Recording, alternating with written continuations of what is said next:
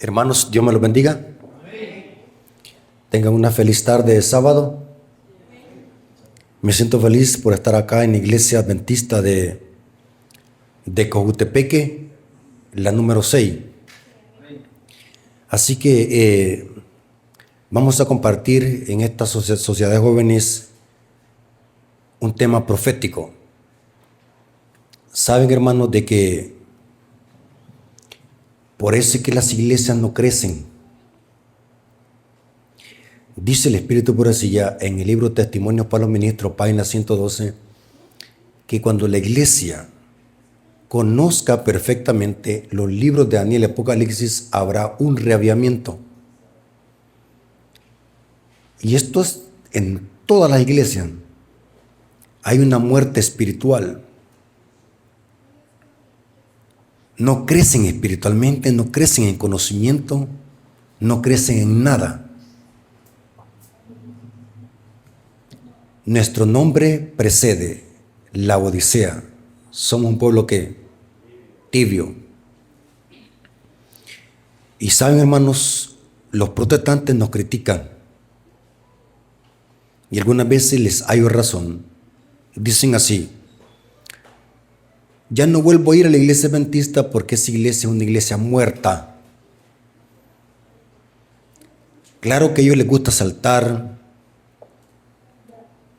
a hablar en supuestamente don de lengua, pero en parte tienen razón. Imaginémonos invitar a un evangélico para que venga a congregarse a una iglesia sola. No tiene sentido. Ahora, hermanos, quiero que profundicemos en un tema de profecía. Recordemos de que la iglesia adventista es una iglesia de profecía, somos una iglesia profética. Y saben, hermanos, la tibieza espiritual es por lo mismo, porque no conocemos este tipo de tema. Vamos a orar, hermanos, para que Dios dirija el estudio de su palabra. Vengamos de rodillas.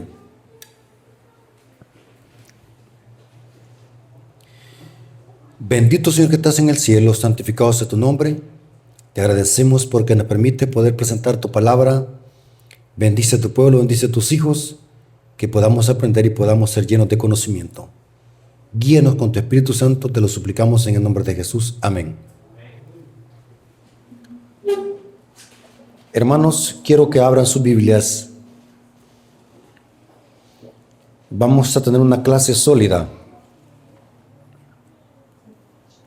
El libro de Proverbios, capítulo 4, versículos 18 al 19. Noten cómo dice aquí el sabio Salomón.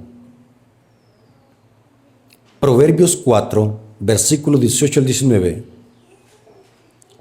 Mas la senda de los justos es como la luz de la aurora. Hermanos, ¿qué es aurora? El amanecer. ¿Y el ocaso? El atardecer. Noten. Aquí Salomón dice que compara al justo como la luz de la aurora, que va en aumento hasta que el día sea perfecto. Ahora, noten que lo contrasta. El camino de los impíos es como la oscuridad. No saben en qué tropiezan. Noten el contraste.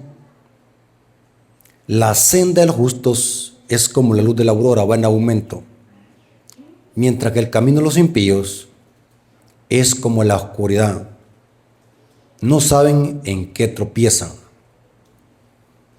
El comentario bíblico adventista comenta sobre este proverbio y dice así: cuando más se acerca una persona a su Señor, más tiempo y esfuerzo dedica a obtener un conocimiento de Él por medio del estudio de su palabra y por medio de la oración. Crecemos en conocimiento. Lo que conozco hoy, ayer no lo conocía, porque crecemos en conocimiento. Los hijos de Dios crecemos en conocimiento. Aprendemos cada día. En algún aspecto somos ignorantes todos, porque crecemos diariamente en conocimiento. El único que lo sabe todo, ¿quién es? Cristo Jesús. Él es el único infalible. Nosotros somos falibles. Ahora, vamos a analizar una profecía que está en el libro de Daniel, capítulo 8, versículos 9 al 12, hablando de la supremacía y hegemonía del cuerno pequeño. Aquí en Daniel capítulo 8 se usa el símbolo de cuerno pequeño para hablar de las dos Romas. La Roma imperial destruyó el templo de Jerusalén en el año 70 y la Roma papal persiguió a la iglesia durante 1260 años en la Edad Media, en la mal llamada Santa Inquisición. Por eso es que aquí en Daniel capítulo 8, versículos 9 al 12, se usa el mismo símbolo para hablar de las dos Romas, tanto imperial como papal. Pero noten qué se dice sobre el cuerno pequeño. Lo que haría el cuerno pequeño, yo le llamo acá la obra maléfica del cuerno pequeño. Leamos lo que dice Daniel capítulo 8, versículos 9 al 12. Y de uno de ellos salió un cuerno pequeño. Por el contexto que sería el versículo 8, se entiende que de uno de los cuatro vientos salió el cuerno pequeño y creció mucho al sur y al oriente y hacia la tierra gloriosa. Noten que este cuerno pequeño por un tiempo era pequeño, pero creció. Creció, dice, mucho al sur, al oriente y hacia la tierra gloriosa. Y se engrandeció hasta el ejército del cielo, y parte del ejército de las estrellas las echó por tierra y las pisoteó. Aquí el ejército del cielo y las estrellas de Dios representa al pueblo de Dios que fue perseguido por la Iglesia Católica durante la Edad Media. Aún se engrandeció contra el príncipe de los ejércitos, y por él fue quitado el continuo sacrificio, y el lugar de su santuario fue echado por tierra, y a causa de la prevaricación le fue entregado el ejército junto con el continuo sacrificio, y echó por tierra la verdad, e hizo cuanto quiso, y prosperó. Noten las acciones satánicas de este cuernito. Pisotea la verdad de Dios, echa la verdad del santuario por tierra. Estas son las acciones que hizo la Iglesia Católica durante la Edad Media. ¿De qué manera el papado echó por tierra la verdad? ¿De qué manera el papado echó la verdad del santuario por tierra? Esto es lenguaje simbólico, hermanos. No es que el papado va a subir al cielo y va a echar el santuario celestial por tierra. Esto es simbólico.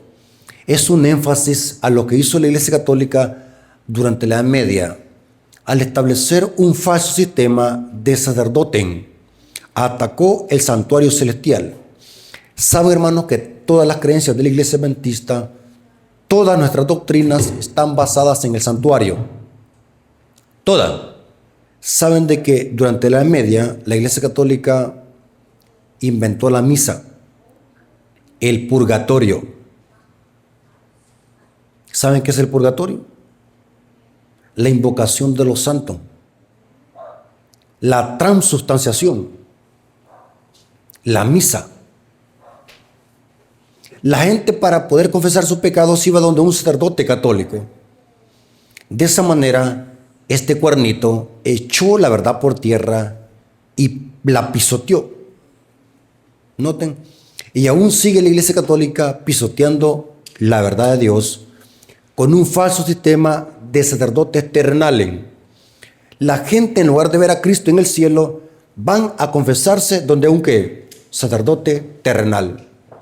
De esa manera, este cuernito ataca el santuario y lo echa por tierra la verdad de Dios. Saben de que todas estas falsas doctrinas se introdujeron a la iglesia durante este periodo de 1260 años. Se le conoce como la Edad Oscura, el oscurantismo, la mal llamada Santa Inquisición. Ahora vamos a ver que la hegemonía del Cuerno Pequeño duró 1260 años, que en la Biblia este periodo profético se le llama tiempo sin mitad de un tiempo, se le llama 42 meses o 1260 días o 3 años y medio. Es el mismo periodo profético pero con diferentes palabras. Es el periodo de hegemonía del papado. Según la historia, el papado se levantó en el año 538 después de Cristo y su hegemonía culminó en el año de 1798, cuando la Revolución Francesa le suministró una herida de muerte al papado en el año de 1798. Exactamente 1260 años de oscurantismo, tal como lo había profetizado la profecía. Ahora, ¿qué pasó después que culminó la hegemonía del Cuerno Pequeño? Empezaron a surgir muchos eventos. Se levantó la Reforma Protestante. Se levantó después el movimiento milerita. Como cumplimiento de Daniel capítulo 12, versículo 4. Muchos correrán de aquí para allá y la ciencia se aumentará. Esa palabra ciencia no significa que iban a existir celulares ni cepillos de dientes electrónicos, como algunos predicadores lo dicen. Cuando la Biblia dice la ciencia se aumentará, se refiere que después de la hegemonía del Cuerno Pequeño iba a surgir un gran despertar religioso y de estudiantes de las profecías de Daniel Apocalipsis. La ciencia ahí es el conocimiento de las grandes profecías de Daniel y Apocalipsis. Ahora, hablemos de la Reforma Protestante. La Reforma Protestante, ¿saben, hermanos, cuándo es que inició la Reforma Protestante? ¿Qué fecha fue ayer? 31 de octubre. ¿Qué se celebra el 31 de octubre? El Día de la Bruja. ¿Celebran aquí el Día de la Bruja, hermano?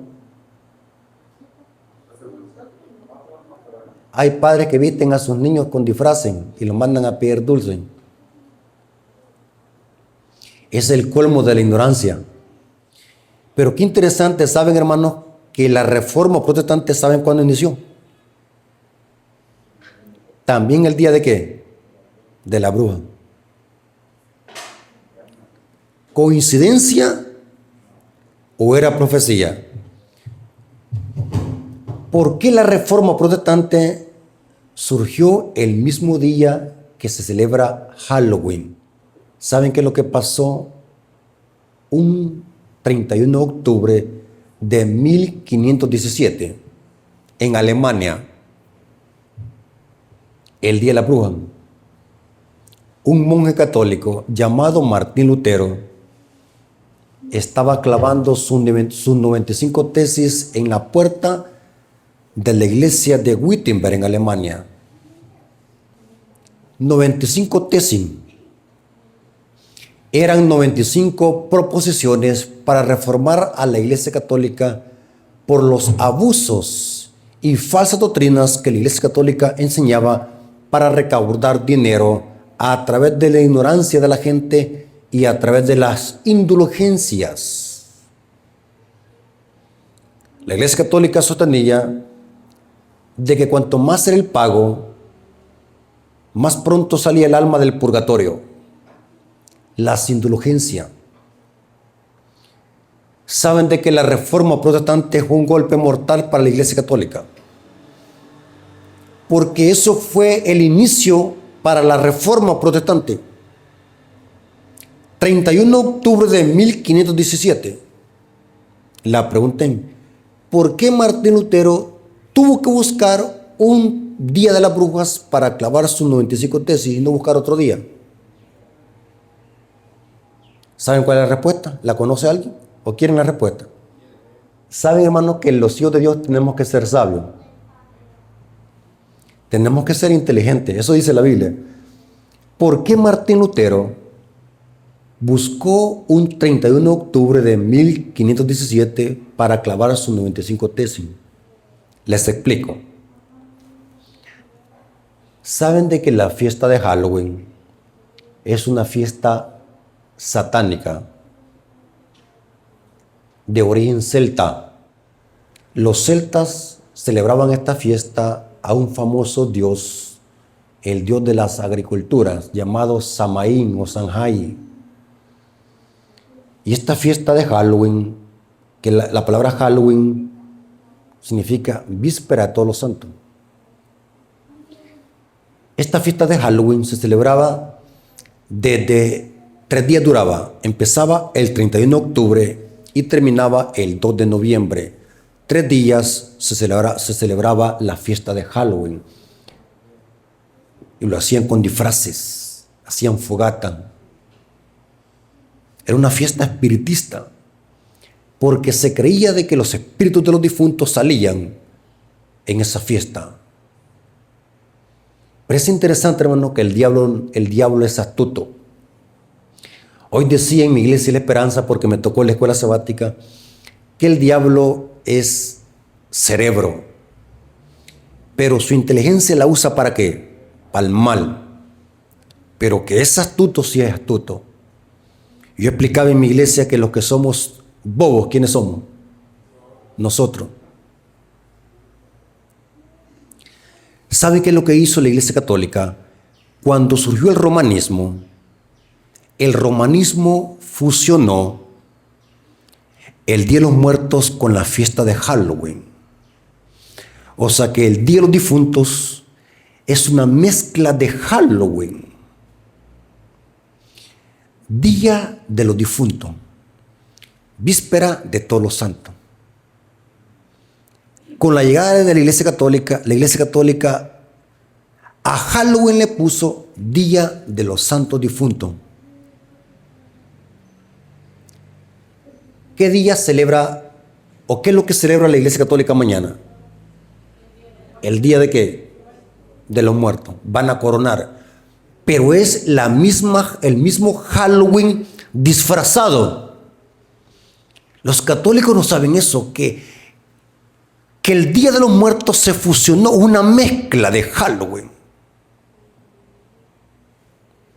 El diablo es astuto porque si la gente religiosa cuando escucha la bruja se bloquea, pero si la gente escucha Día de los Santos Difuntos se enternece y se recuerda a sus familiares. Vamos a coronar. Y saben que Martín Lutero sabía de que desde el 31 de octubre hasta el 2 de noviembre iba a llegar gente de toda Alemania a esa iglesia de Wittenberg a comprar indulgencias y reliquias para los difuntos. Y Martín Lutero, sabiendo que iba a llegar gente de toda Alemania, ¿qué es lo que hizo? Clavó sus 95 tesis en esa gran puerta para que toda la gente que fuese entrando pudiese leer ese gran letrero. Porque el Día de los Difuntos llegaba a Alemania, gente de todas partes a comprar indulgencias. Saben de que el banco que tiene el Vaticano tiene tanto oro que puede sacar de la pobreza a este mundo en 10 veces. Y todo ese oro se obtuvo a través del pago de las indulgencias. Los sacerdotes católicos, un famoso monje dominico llamado Tisel, salía en las calles pregonando y gritando que cuando al instante que la moneda caía en el cofre, el alma salía inmediatamente del purgatorio, animando a la gente del pueblo que compraran indulgencias. Gran fraude, mentira, la mentira del purgatorio. Y la gente como no leía, porque por eso es que se llama oscurantismo, porque dice la profecía que los 2 testigos profetizaron vestidos de silicio, Apocalipsis capítulo 11. ¿Qué significa? Que hubo poca luz durante la Edad Media porque no hubo ¿qué? Palabra. Y como no había palabra, la gente era supersticiosa, creía estas herejías que enseñaba la Iglesia Católica. Inclusive las misas las daban en latín. La gente no leía. Y es interesante que Martín Lutero, al clavar esas 95 tesis, quería reformar a la Iglesia Católica. Martín Lutero no se quería salir de la Iglesia, quería reformarla. Y saben de que Martín Lutero fue llevado a una asamblea. Esa asamblea se llama la Dieta de Worms en Alemania. Fue llevado a esa asamblea donde fue precedida por el emperador Carlos V. Ahí estaba presente también el Papa y los principales príncipes de Europa. ¿Cuántos alguna vez han visto una película? Yo creo que en YouTube esa película Lutero. Buena película, Lutero. Martín Lutero fue convocado a esa asamblea, una mega asamblea que se llevó en Alemania, la Dieta de Worms. Busquen información. Convocaron a Martín Lutero para que se retractara de todo lo que había escrito y hecho. Dice que Martín Lutero les dijo en público, lo presionaron para que se retractara. ¿Saben qué es retractarse? Arrepentirse o negar la fe. Lo presionaron a que se retractara de todo lo que había escrito. Y dice la historia que Martín Lutero se paró frente a la Dieta de Worms y habló con voz serena y con autoridad y les dijo, excelentísima majestad y todos los que están acá, si no me convencen con testimonios bíblicos y con los mismos textos que yo he citado de que yo estoy errado, lo siento mucho, pero no puedo retractarme. Y dice que lo iban a decapitar, pero por los principales príncipes de Europa no lo decapitaron. Imaginémonos, hermanos, hoy así como estamos nosotros de tibios, con un pie adentro y un pie afuera, ¿cómo vamos a tener ese carácter que tenía Martín Lutero? Hombre de Dios que Dios lo levantó para rescatar muchas verdades que el papado había ocultado y pisoteado durante la Edad Media. O sea que Martín Lutero, podemos decir de que fue un hombre de Dios que Dios lo levantó para rescatar muchas verdades que el papado había pisoteado durante la Edad Media. Ese fue el objetivo de la Reforma Protestante. Y uno de esos objetivos fue de que Martín Lutero le dio la Biblia al mundo. ¿Saben de que los católicos dicen? Nosotros hicimos la Biblia. Fue el Papa San Damaso I con Jerónimo que hicieron la Biblia. Tremenda ignorancia. El Papa Francisco admitió en una reunión de que quien había dado la Biblia al mundo no había sido la Iglesia Católica, sino que Martín Lutero. Gracias a Martín Lutero es que hoy tenemos una Biblia.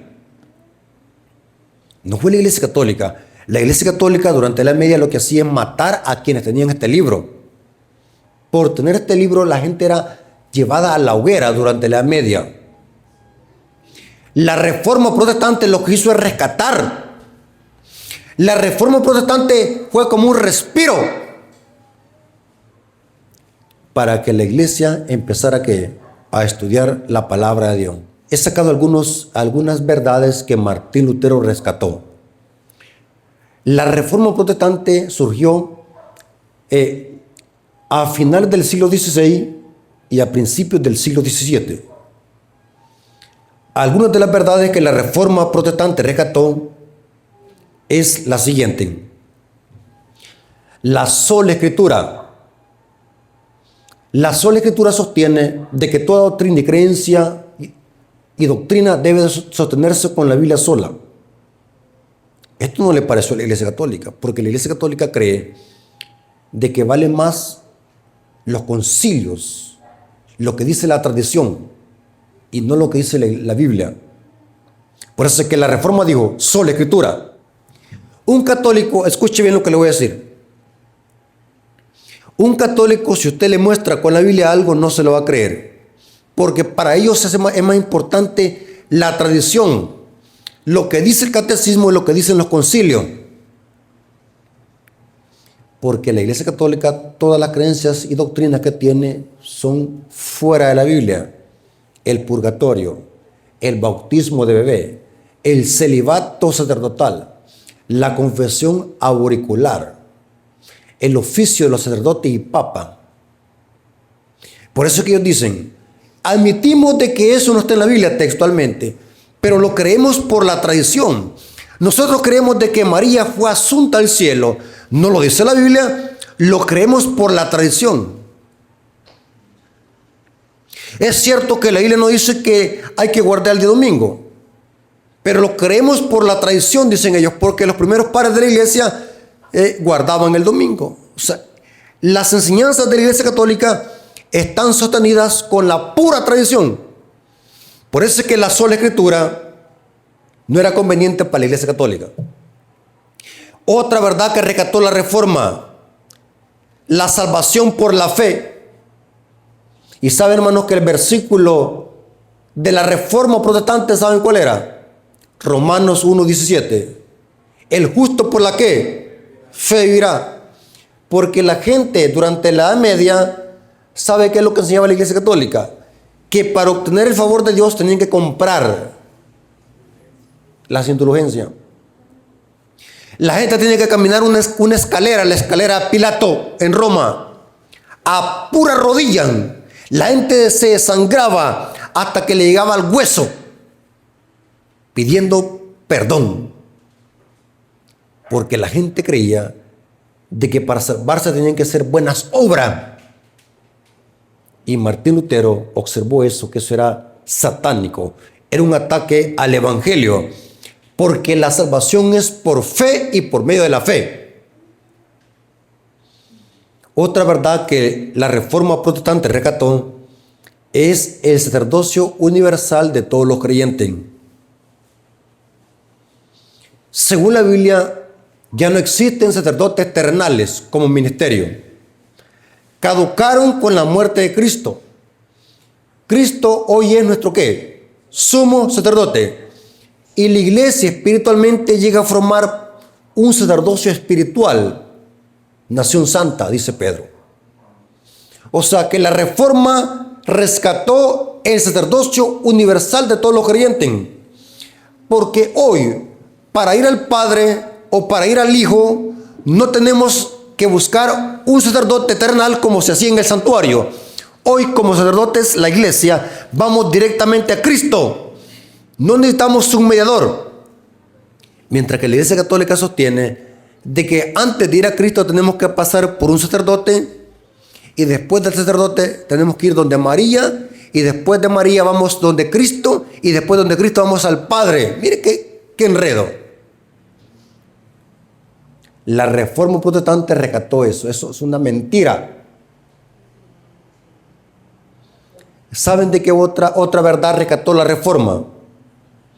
La verdad de que el alma no es inmortal. Esto me llamó la curiosidad. Saben de que muchas iglesias protestantes también celebran el día de la Reforma protestante el 31 de octubre de todos los años. Pero ¿saben algo, hermano? Martín Lutero no creía de que el alma es inmortal. Y las iglesias que hoy dicen somos de la Reforma, nosotros somos protestantes, venimos de la Reforma, pero hoy las iglesias evangélicas creen en que el alma es inmortal. Pero, ¿saben esto interesante, hermano? Hermanos, ¿cuántos tienen un libro que se llama Conflicto de los Siglos? Léanlo. Lean ese libro. Ahí habla de toda la historia de Martín Lutero. ¿Saben de que Martín Lutero, a la doctrina de que el alma es inmortal, ¿sabe cómo le llamaba? El estercolero de Roma. Estiércol le llamaba, es parte del estiércol de Roma. Martín Lutero categóricamente se oponía a esta falsa doctrina y sostenía de que el alma es mortal, porque el único mortal, ¿quién es? Dios. Ahora, pero aquí viene algo interesante. Martín Lutero, aunque era un hombre de Dios, que Dios lo levantó para dar al mundo la Biblia, sabe que también tenía muchos errores Martín Lutero. Por eso es que inicié este estudio o esta clase con ¿cuál versículo? La senda de los justos es como ¿qué? La luz de la aurora. Saben de que Martín Lutero, aunque era un hombre de Dios, tenía muchos errores doctrinales. Martín Lutero, aunque era un hombre de Dios, no rescató todas las verdades que hoy conocemos los adventistas del séptimo día. Por ejemplo, algunos de los errores que enseñaba Martín Lutero, no creía o no aceptaba el libro de Santiago. Mire qué interesante. Martín Lutero hizo una Biblia y lo que hizo es poner al final de la Biblia el libro de Santiago. No lo quitó, sino que al final. O sea, hizo un grupo de libros que él no aceptaba y los puso al final de la Biblia que Martín Lutero tradujo o hizo. Martín Lutero no aceptaba el libro de Santiago. La pregunta es ¿por qué no lo aceptaba? ¿Cuál es el tema central del libro de Santiago? Que el hombre es justificado por la fe y también que por obra. El libro de Santiago presenta justificación por fe y por obra. A Lutero no le convenía eso. Lutero encontraba extraño lo que decía Santiago. Porque según Lutero, Santiago contradecía a Pablo. Porque Martín Lutero decía, no, somos justificados por la fe, sin obra. Pero ahora viene Santiago y dice que el hombre es justificado por la fe y también pone el ejemplo de Abraham y por las obras. Y saben que Martín Lutero le llamó al libro de Santiago el libro de paja, así le llamaba, el libro de paja. No lo quitó de la Biblia, pero lo puso al final. No lo aceptaba el libro de Santiago. Error. ¿Cuántos creen, hermanos, que Pablo con Santiago se contradicen? No se contradicen. Pablo dice, concluimos pues que el hombre es justificado por la fe sin las obras de la ley. Por gracia sos salvos, por medio de la fe, no por obra, para que nadie se gloríe. Pero ahora viene Santiago y dice que no veis que también fueron justificados los grandes hombres por sus obras. Parece una dicotomía, pero no. La contradicción está aquí en la mente de las personas que no leen correctamente a ambos apóstoles. Pablo con Santiago no se contradicen, sino que cada apóstol está hablándole a un público diferente. ¿A qué público le está escribiendo Pablo? Pablo está escribiéndole a un público con una fe pura. Una fe pura. La fe pura nos hace vivir una vida santa y piadosa. O sea, Pablo está hablando de una fe pura. Concluimos pues que el hombre es justificado por la fe sin las obras de la ley. Claro, si entendemos el pasaje que se está hablando de una fe pura, una persona que tenga una fe pura va a vivir de acuerdo a esa fe pura. Mientras que Santiago está hablándole a otro público diferente. Santiago está hablándole a un público con una fe corrompida, con una fe muerta. ¿Qué está pasando en los días de Santiago? Los cristianos estaban obrando mal. Estaban obrando mal en contra del principio amar al prójimo. Estaban haciendo excepción de personas. Y por eso es que Santiago está diciendo hoy que una fe genuina nos lleva a buenas obras. Porque esta gente que estaba escuchando estaban actuando mal. Una persona que viva mal profesa una fe que muerta. O sea que Pablo está hablando de una fe pura, mientras que Santiago está escribiéndole a un público que tenía una fe muerta. No es que se contradigan. Si entendemos correctamente bien el tema, la salvación es por medio de la fe. Si lo entendemos correctamente. Porque una persona que viva por fe, ¿cómo va a vivir? En armonía a los principios divinos. Mientras que la gente que le escribe Santiago estaban viviendo una fe muerta, una fe corrupta. Pero Lutero no comprendía eso. Lutero creía de que Santiago estaba contradiciendo a Pablo. Así que para Lutero el libro de Santiago era un libro de paja. Así le llamaba, el libro de paja. ¿Saben de qué otro libro no aceptaba Lutero? Pero un hombre de Dios. Lutero era un hombre de Dios, que Dios lo levantó para iniciar la reforma protestante, porque la reforma fue un movimiento del destino. Pero Martín Lutero no conocía toda la luz que nosotros conocemos hoy. Saben de que Martín Lutero rechazaba otro libro. O mejor dicho, no es que lo rechazaba, sino que él no lo aceptaba. ¿Cuál libro creen ustedes de que era? Martín Lutero creía de que el libro de Apocalipsis no presentaba la salvación por gracia. La mente de Lutero creía de que ese libro presentaba un evangelio del terror, bestias, dragones, escorpiones, fuego.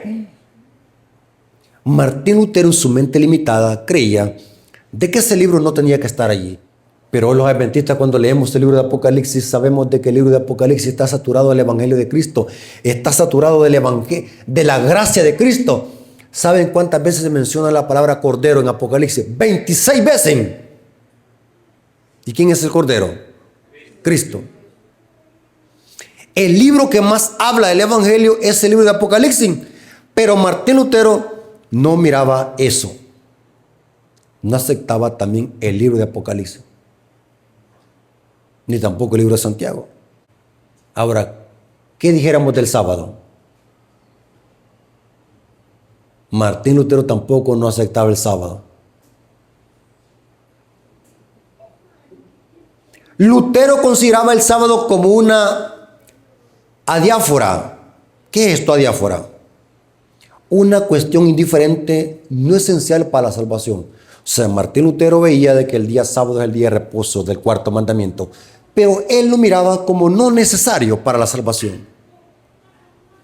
Pregunto, ¿cuántos creen de que el sábado salva? ¿Algún adventista cree de que el sábado salva? ¿Cuántos creen de que por venir todos los sábados a la iglesia nos vamos a salvar? Usted puede estar como cucaracha de iglesia aquí todos los sábados y se va a perder. ¿Creemos los adventistas que por guardar el sábado nos vamos a salvar? ¿Por qué está usted aquí, hermano? La obediencia tiene que ser un fruto del amor. Nuestra obediencia no compra el cielo. Nuestra obediencia es el fruto del amor. El sábado a nadie salva. La ley a nadie salva. Pero los salvos obedecen ¿qué? La ley como fruto del amor de Cristo que mora en el corazón. Martín Lutero veía el sábado como una norma de salvación.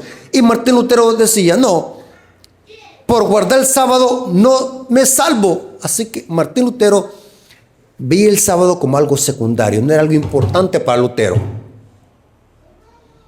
Y dicen los protestantes, los adventistas, tanto que hablan de Martín Lutero, tanto que publican citas de Martín Lutero, pero Martín Lutero no era adventista ni guardaba el sábado. Es cierto, Martín Lutero tampoco guardaba el sábado. La pregunta es ¿por qué? Porque esta luz no era para los días de Lutero. Aunque la reforma protestante rescató muchas verdades, hubo muchas verdades que no fueron rescatadas y que más tarde Dios iba a levantar en línea profética al movimiento milerita y más tarde a la iglesia adventista del séptimo día para completar la reforma que inició Lutero. ¿Qué mensaje completa la Reforma protestante. Y que ahí encontramos el sábado y la ley de Dios. ¿Los mensajes de qué? De los tres ángeles. O sea, no podemos culpar a Martín Lutero de que era apóstata, porque estas verdades no eran para el tiempo de Lutero, porque el mensaje de Lutero, porque el mensaje dado a Lutero era para que Lutero rescatara la Biblia y diera la Biblia al mundo. Pero hubo muchos errores a los que Lutero no renunció. Saben de que Martín Lutero, después de que clavó sus 95 tesis, creía en la Inmaculada Concepción de María. O sea, Martín Lutero no renunció de un solo golpe a todos los errores. ¿Por qué? Porque dice el proverbio que la senda de los justos es como ¿qué? Como la luz de la aurora. Saben de que más tarde Dios levanta al movimiento millerita y también levanta a un hombre de Dios llamado Guillermo Miller. ¿Saben quién es Guillermo Miller? Un gran hombre estudioso de las profecías. Se tardó 25 años en llegar hasta Daniel 8:14. Versículo por versículo lo estudiaba detenidamente. Dice el Espíritu Profecía que se desvelaba estudiando la Biblia, versículo tras versículo. Hacía uso de una concordancia, creo que se llamaba la concordancia Cruden. Y dice que cuando no entendía un versículo se retrocedía otra vez a estudiarlo. Hasta que lo entendía pasaba al otro. Se tardó 25 años desde Génesis hasta llegar a Daniel 8:14. Y nosotros saben, hasta a la semana venimos a agarrar la Biblia solamente para venir a ponerla en el pupitre. Dios levantó a Martín Lutero en línea profética a la Reforma, pero saben que Guillermo Miller también tenía muchos errores, porque la senda de los justos es como que, saben de que Guillermo Miller o los milleritas confundieron el evento de Daniel capítulo 7 versículo 13 al 14. Ellos creían de que Cristo iba a venir ¿qué? El 28 de octubre de 1844 a la tierra, a la segunda venida. Saben de que los milleritas también enseñaban errores. Los milleritas, yo sé que muchos adventistas no saben esto, los milleritas aún guardaban el domingo. No se conocía la verdad del sábado. Comían carne de cerdo. Noten. Tomaban licor. Por ejemplo, Guillermo Miller iba a las cantinas a tomar licor. Porque no se conocía aún la reforma pro salud. Saben de que los milleritas también sacaban una profecía errónea de Levítico 26:18. En Levítico 26:18 hay un castigo para Israel de 7 veces. Y Miller creía de que esa expresión o ese adverbio 7 veces significaba que de ahí se sacaba una profecía tan larga de 2520 años. En su ignorancia, los milleritas ellos decían de que ahí en Levítico 26 había una profecía de 2520 años.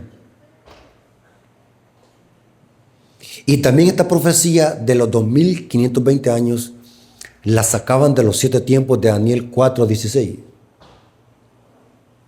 Ellos creían de que los 7 años que se le dieron a Nabucodonosor de castigo era una profecía que se sacaba 2520 años. La famosa profecía del 25:20. Y saben que los milleritas o los adventistas del primer día tenían unas grandes pancartas, unos grandes tableros que ponían en la pared, los diagramas de 1843 y 1844. Ahí estaban contenidas las profecías de tiempo y todos los esquemas proféticos de Daniel y Apocalipsis. Y en ambos diagramas estaba la profecía de los 2520 años, tanto en el diagrama de 1843 y 1850. Dos diagramas. Ya cuando la Iglesia Adventista se organizó en el año de 1863, la Iglesia Adventista se organiza en Michigan. La conferencia general de esa época le delegó a Jaime White un trabajo de volver a reexaminar esos dos diagramas mileritas, y Jaime White, que era un teólogo, Jaime White, después de haber estudiado los diagramas y la profecía supuestamente de Levítico 26 y de los 7 tiempos, Jaime White descubrió de que allí en Levítico 26 no existe ninguna profecía de tiempo. Era un error de los mileritas, que más tarde lo copiaron los testigos de Jehová y la Watchtower, quienes hoy predican esa profecía errónea de los 2520 años. Son los testigos de Jehová porque se lo copiaron a los mileritas.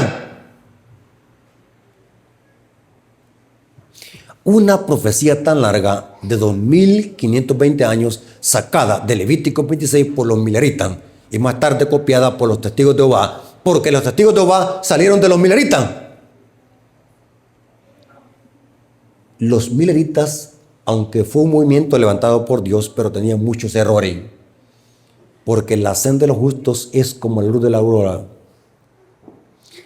Ahora, hermanos, la verdad del sábado, las verdades que la Iglesia Bendita predica, no eran para la época de Martín Lutero. Martín Lutero no conocía Daniel 8:14. ¿Qué significaba eso? Martín Lutero no sabía qué significa la hora del juicio ha llegado, porque esas verdades no eran para el tiempo de Lutero, sino que para el tiempo del fin.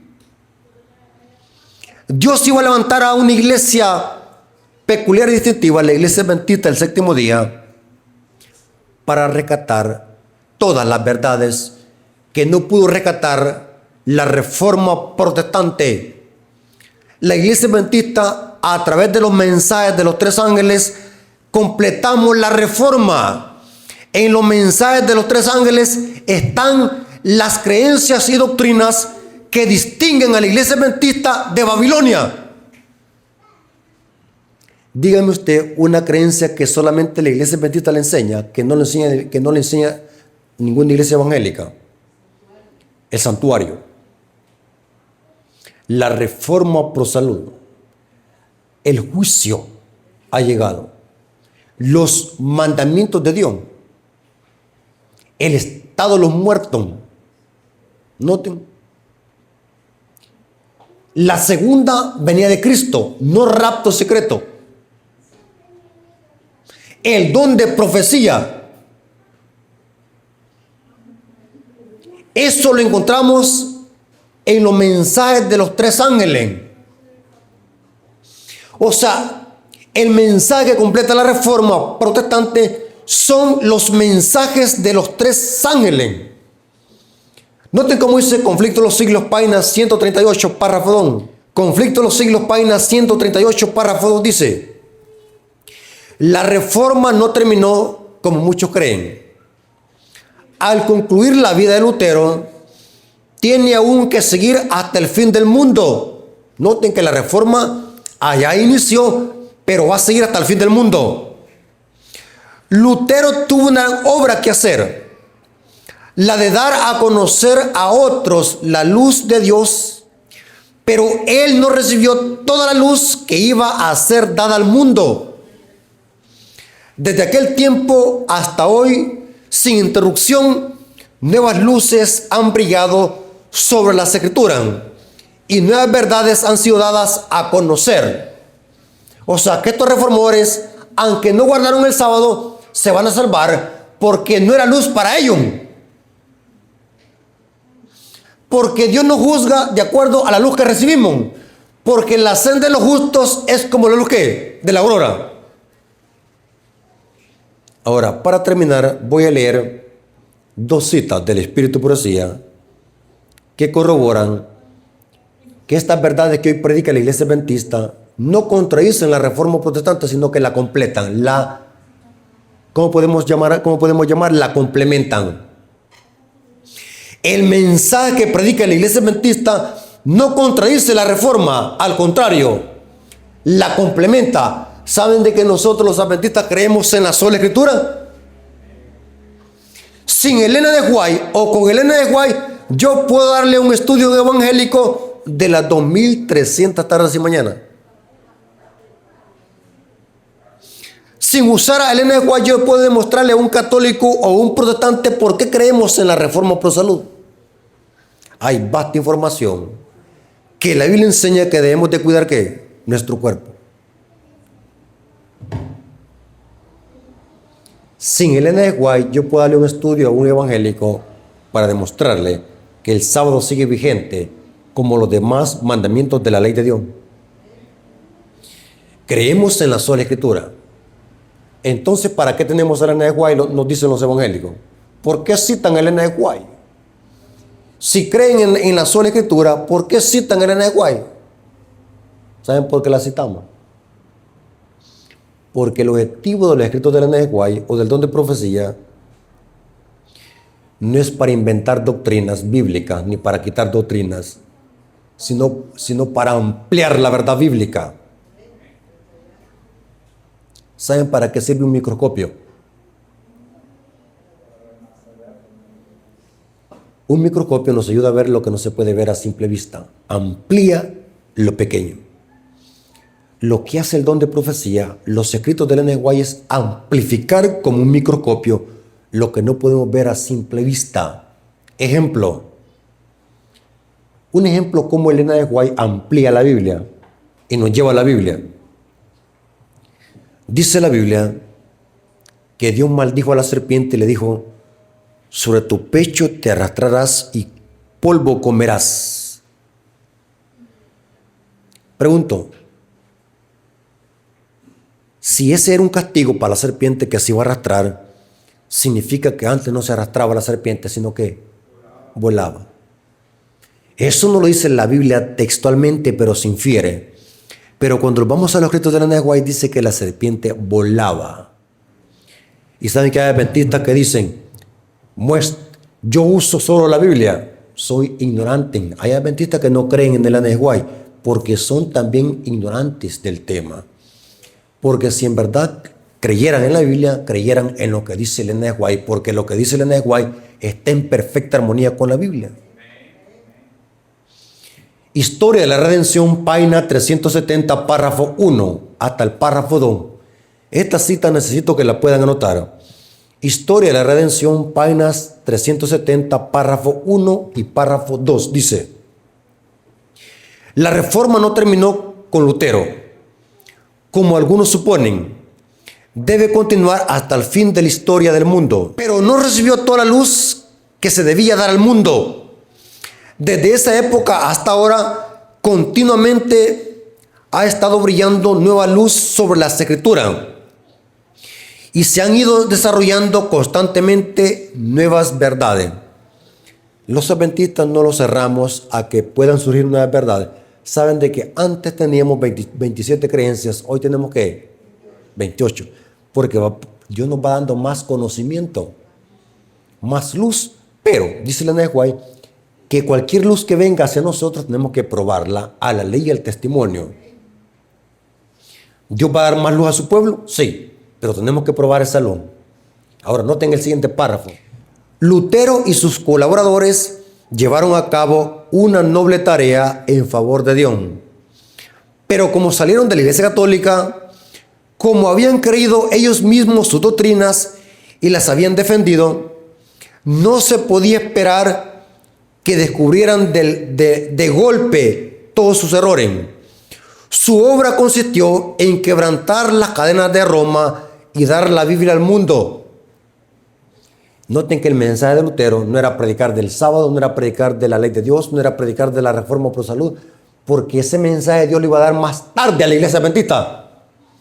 El mensaje dado a Lutero era que diese la Biblia al mundo.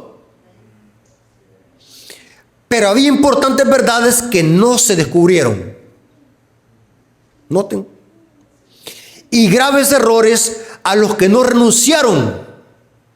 La mayor parte de ellos continuaron guardando el día domingo junto con otras festividades católicas.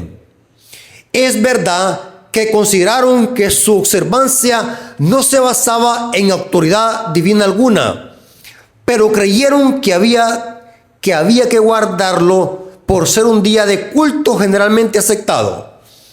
Pero algunos de ellos, sin embargo, que honraron el sábado del cuarto mandamiento, entre los reformadores de la iglesia debe darse lugar de honor a los que se levantaron para vindicar una verdad generalmente ignorada, incluso por los protestantes. Es a saber, lo que sostuvieron la validez del cuarto mandamiento y la obligación de guardar el sábado de la Biblia, cuando la Reforma rechazó las tinieblas que habían reposado sobre la cristiandad. Aparecieron en muchos lugares los observadores del sábado, que se llamaron más tarde como los adventistas del séptimo día. O sea que la iglesia adventista es la iglesia que completa la Reforma protestante. ¿Saben por qué que el diablo quiere mantenerlos mudos? ¿Saben ahora por qué que el diablo quiere que este mensaje de la iglesia no lo predique? ¿Saben por qué el diablo quiere que este mensaje de los tres ángeles sea opacado? ¿Saben por qué el diablo quiere que estos mensajes se eliminen de los púlpitos adventistas? Porque el diablo sabe de que es este mensaje que complementa la Reforma protestante, los mensajes de los tres ángeles. ¿Saben por qué que el diablo le encanta que en lugar de predicar nuestro mensaje de verdad presente, estemos copiándole a otros evangélicos los sermones y los traigamos aquí a los púlpitos a predicar tipo como evangélicos? Porque es obra del diablo que nos desviemos de la verdad presente, porque el diablo sabe de qué es este mensaje que completa la Reforma. ¿De qué me sirve yo estar predicando el mismo mensaje que predican las iglesias evangélicas? La gente va a decir, ¿para qué voy a ir a esa iglesia adventista si ya predicamos lo mismo? ¿Están conmigo? ¿De qué sirve que yo, hermano, voy a invitar a un pentecostal? Y empieza el primer anciano a predicar. Jesús lloró. Zaqueo se subió a un palo de sicómoro y era enanito. ¿Cuántos dicen amén? Amén, hermano. Cuénteme otro. Fíjense que la samaritana llegó donde Jesús y Jesús le pidió agua. ¿Eso es verdad? Sí, pero no es verdad presente. Eso lo conocen las iglesias evangélicas y lo predican mejor. Yo no puedo invitar a otro evangélico aquí a la iglesia adventista que venga a escuchar lo que escuchan en su iglesia. La iglesia adventista ha sido llamada para predicar los mensajes que completan la Reforma. Se los voy a leer para que no vayan a decir, este hermano Rafael Díaz es chismoso. Consejos para la iglesia, página 104, párrafo 1. Dios ha llamado a su iglesia en este tiempo, como llamó al antiguo Israel, para que se destaque como luz en la tierra. ¿Para qué? Luz en la tierra. Pero ¿cómo estamos siendo hoy? Tiniebla. Es duro, hermano, decir esto, hermano, pero es lamentable, pero es una gran verdad. En lugar de ser luz, tenemos un mensaje precioso que ángeles quisieran predicarlo y nosotros lo tenemos que guardado. Hermano, fíjese que tengo ahí ahorrado $10,000. ¿Qué le parece si traemos un gran evangelística de allá de Brasil para que venga a contar historias de amor? No malgaste el dinero, eso lo puede hacer un hermano acá de la iglesia. Imagínense cómo malgastamos el dinero, cómo yo voy a pagarle a alguien para que venga a contar lo mismo que predican en otras iglesias. No tiene sentido. Usen la razón, hermano, no tiene sentido. Y dice la cita, que Dios llamó a la iglesia para este tiempo como lo llamó al antiguo Israel, para que se destaque como luz en la tierra, por la poderosa hacha de la verdad. los mensajes de los ángeles primero, segundo y tercero, la ha separado de las iglesias y del mundo para colocarla en la sagrada proximidad a sí mismo. La ha hecho depositaria de su ley y le ha confiado las grandes verdades de la profecía para este tiempo, como los santos oráculos confiados al antiguo Israel. Son un sagrado cometido que ha de ser comunicado al mundo. ¿El qué hay que comunicar al mundo? Los mensajes de ¿qué? Del primero, segundo y tercero. Pero hay hermanos que ni saben qué es los mensajes de los tres ángeles. No estoy exagerando, pero una hermana me dijo, hermano Rafael Díaz, si no hubiese sido por Dios que me condujo hasta su canal, yo no hubiese conocido lo que conozco hoy. Porque tengo 40 años en mi iglesia y nunca me habían predicado los mensajes de los tres ángeles. Hasta calofrío me dio. 40 años y no sabía qué eran los mensajes de los tres ángeles.